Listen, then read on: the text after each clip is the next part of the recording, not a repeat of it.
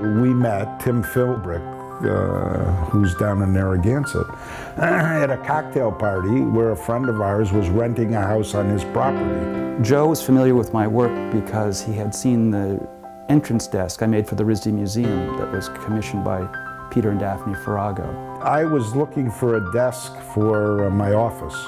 So Joe said, well, how much would a desk like that cost? And I told him that I didn't think it was for my office anymore, but he could meet my wife about making furniture for our house, and which he did. The catalog is being designed by Malcolm Greer. Joe specifically wanted Malcolm to design the catalog. I think it's going to be a wonderful, lasting contribution. But still leaving them small caps. What size are they here? 12. Well, that's when it's unzipped, or something.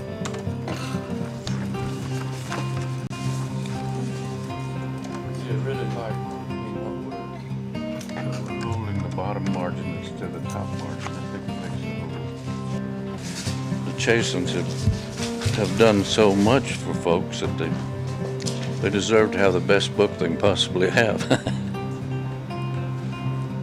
Probably in terms of the consistency and numbers, that the Chazans certainly are among the most generous. And I think at the end of the day, really, they know what they like.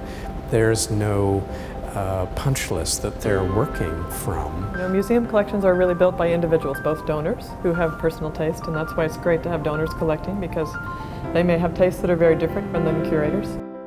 Sometimes I bought things and I couldn't convince you, so they'd go in the closet. No, it got to be our closet collection. So then I would give it to the museum. Yeah.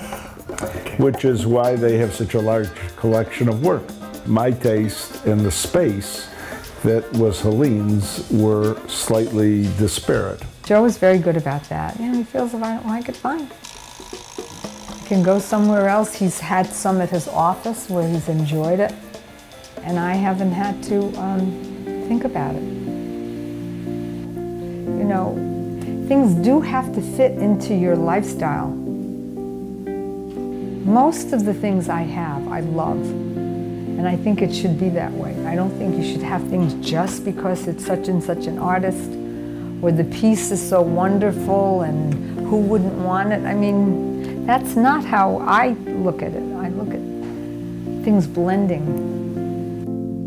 I really want to encourage other people to get involved with collecting art, with getting to know artists, taking some of the mystery out of art collecting. One of the points of the exhibition is to hopefully encourage others to collect. And so knowing how to start is important. And I hope that it's successful that way for the obvious reason, being an artist, you can always use more support. When people start to collect very seriously and become committed to it, I think then they tend to either talk a lot with individual artists and find out who the artists respect, because it's always going to be interesting work. You may not always love it, but it's going to be interesting. I guess I don't think there's any better thing you could do than buy artists' work. Well, I think the most important criteria is what you like. I think you have to have some sort of visceral response to work. Certain collectors are going to want to turn over their collection and make a profit. Forget what it's worth, and even more dubious is to speculate on whether something will become valuable. But the thing about collecting art of today is you don't know how it's going to look 50 or 100 years from now. So it's risky, but it's fun. I think you need to go look at a lot of stuff and then trust your judgment, because there's so many options. I think it takes a little while to understand what you appreciate and what you respond to. So that's why you have to just look at as much work as you can, trust what you respond to, and yes, your tastes are going to change as you develop your collecting, I think. Looking and looking and looking and reading and learning and looking some more. Listen to artist talks. We have lots of lectures. The best thing is really to hear it from the horse's mouth.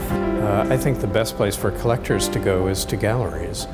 So if you spent 6 months trying to go to as many as you possibly could, you'd learn a lot about what you like and what you don't like. Sometimes it's a medium that somebody falls in love with. Other times it's a broad area of subject matter. So it's whatever comes out, I think, ultimately of the collector and what they want to do. And I think museums are a place you can learn to like a whole bunch of different things. You may not know you liked something before you came here, and you may still not know what to call it, but you just know in your heart that that's something you want yourself to live with or to pursue. I think that we do need a stronger, base of collectors to add to that soup that makes Providence and Rhode Island such a great art center. And that's really the way museum collections are built, through the generosity of individuals in their community who feel they want to give something back to their community, want to make their community one that's vibrant for other people to be in and want to be here. Wouldn't it be nice if we had 1,000 people in the state of Rhode Island who saw it that way, who played it that way? It's important to know that even if you're buying a $25 silkscreen print from the Olneyville County Fair, that makes you someone who had a discerning eye, made a decision, and purchased original art. When you think of all the awful things that human beings do, being able to create art is definitely one of the better things, and it's a tremendous legacy. So I think someone coming through the door of the museum could well catch the bug of collecting if they too liked these things. Maybe it's just the perfect setting here in Rhode Island, that it's small enough that they take that opportunity to really get to know the people whose work fill their home. The Chazans have no magic formula for acquiring this. They just approach the artist and say, I like your work, how do I get it? They're so unique that nothing's going to duplicate what they do no matter what. I mean, which is part of the reason they're so good. They're saying, keep on keeping on. We really want you to do, what you feel you need to do. And it's more for us to put a stamp on this concept, I think, that I don't think is unique, but could be articulated in a way that maybe it'll impact a lot of other people much younger than us, and artists who are still, evolving in their careers and growing. We don't acquire much anymore. The space is filled. No matter how him and Helene may say, oh, enough, I'm done with this, they're never done. They're never done. Except for the new offices that I may have periodically.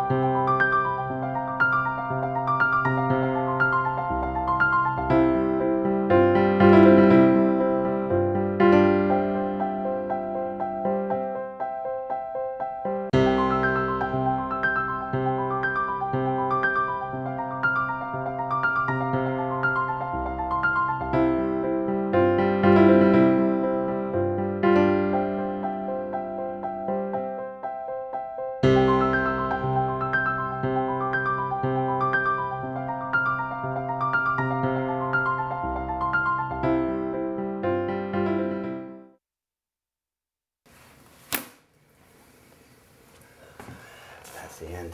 Perhaps.